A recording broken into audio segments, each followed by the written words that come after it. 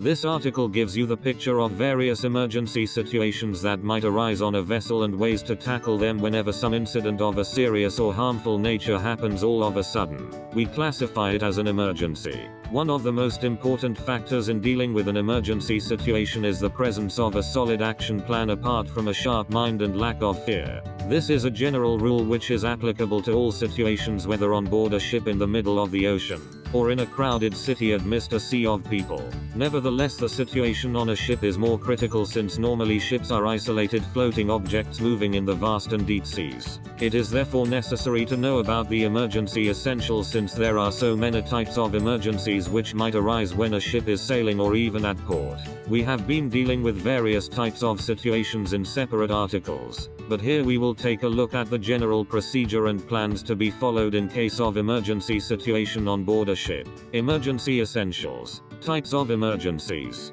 This emergency organization will perforce consist of shipboard personnel who will have the advice and possibly even the assistance of the company personnel, response team, shore personnel. For effective usage of the limited emergency equipment available on board, all personnel must be aware of the location of firefighting gear and life-saving appliances and trained in their use. They must also be aware of the alarm signals, recognize them and muster at the muster point in case of any type of emergency. The general alarm will be sounded in the event of fire, collision, grounding, man overboard, cargo hose burst, major leakage or spillage of oil cargo, any other emergency which calls for emergency action. Other alarms could include engineer alarm for unmanned machinery spaces, CO2 release alarm, fire detector alarms, IG system alarms, cargo tank level alarms, refrigerated store alarm, etc. The basic structure of the emergency organization will consist of 4 teams: the command center,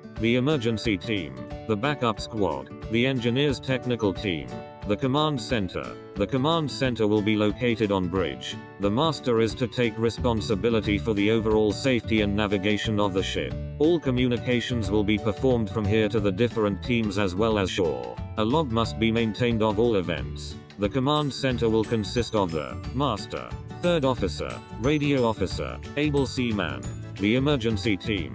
The emergency team will have the front-line job of tackling the emergency. In general, the chief officer will lead the team for the emergency on deck, while the second engineer will take charge for engine room emergencies. The duties of each person will have to be laid down and practiced for every emergency so as to avoid duplication, confusion, and chaos. The team may be made up of chief officer, second engineer, bosun, AB, fitter motorman.